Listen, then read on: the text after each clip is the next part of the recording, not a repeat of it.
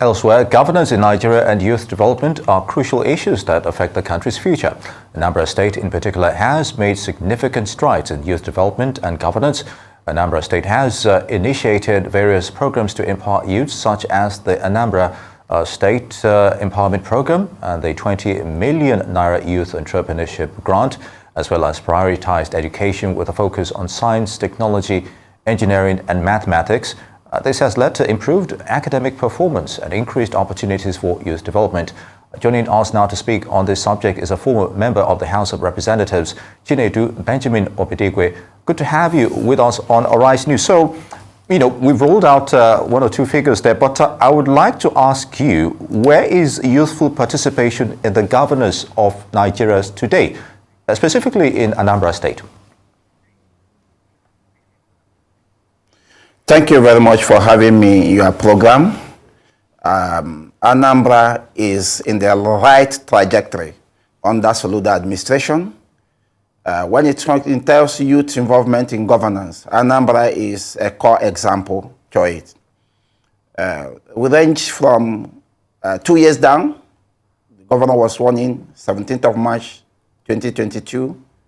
Up to date, every activities in Anambra State, almost every activity revolves around the youths, ranging from the youth to one youth two scale initiative of the governor,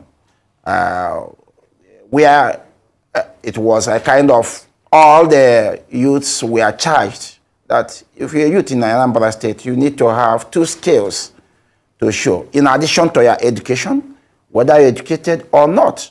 Even if you did attend secondary school, you need to have two skills. That's the path to go.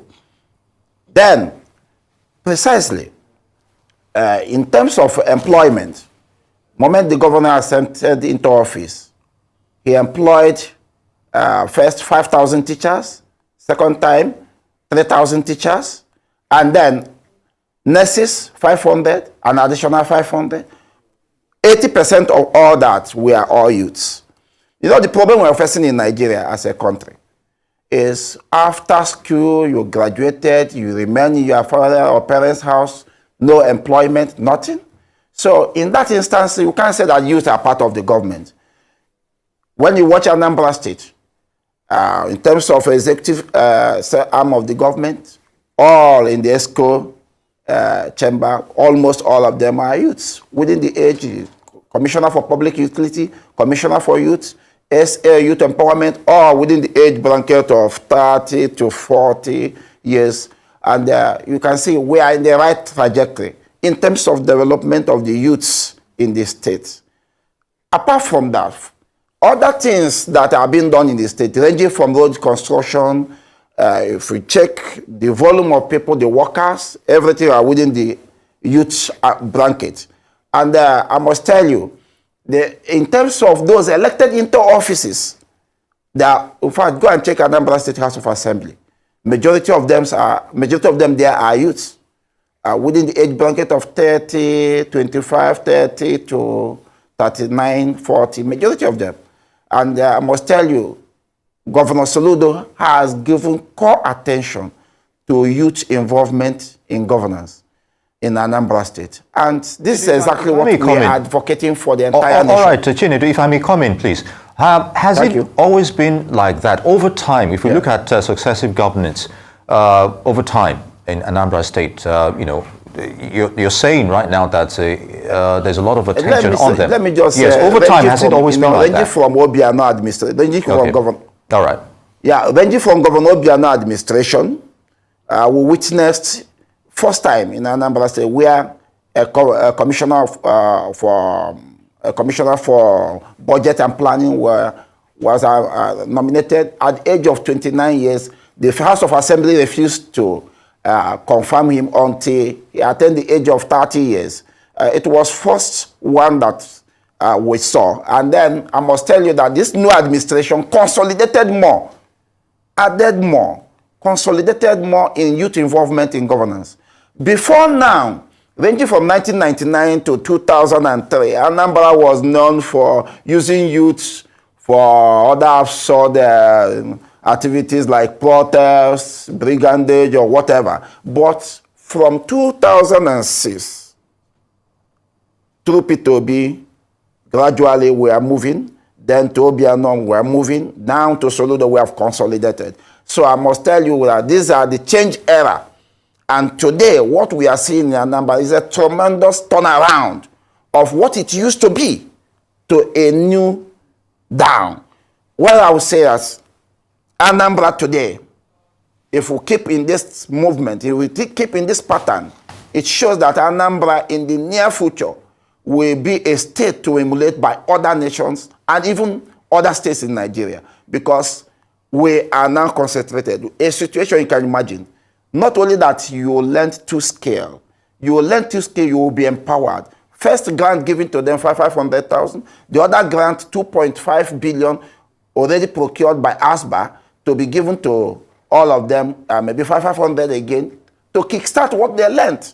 That is how to go. That's part to go. Apart from that, in the education sector, earlier before Soludo, majority of our the secondary and primary education institutions, some of them were using PTA teacher, but now the era of PTA teaching has gone completely in Anambra State. That's the solution we are talking about. The solution came in and started it. The youths are gainfully employed under Soludo administration. And I must tell you, given that, from Anambra, we know during the election of Soludo 2021, November 2021 governorship election in Anambra State, every nooks and crannies of the state, we are clamoring about road construction, bad road, bad potholes.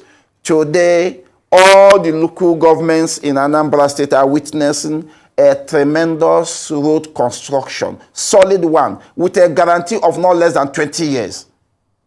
So far, so good. Under administration of Soludo, 2 years, we have had over 247 kilometers of road already constructed, commissioned.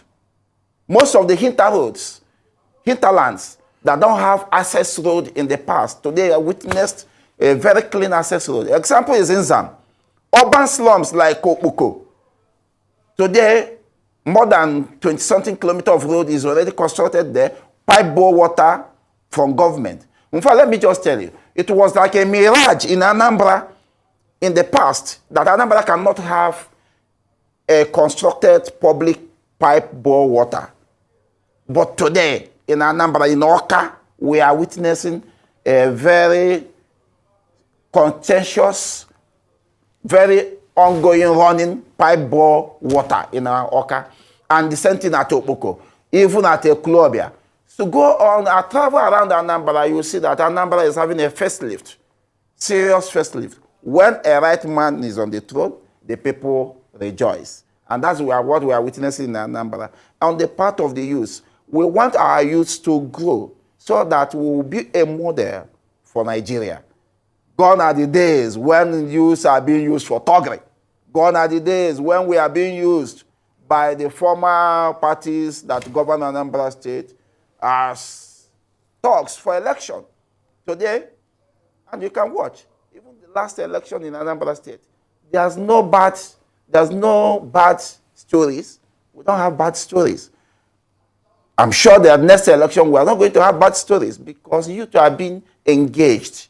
The youths are being engaged. And when you engage the minds of the youth positively, what you will witness is positive results. Thank you. I want to say many thanks to you, Honorable Chinedu Obidigwe, for your time here on Newsday.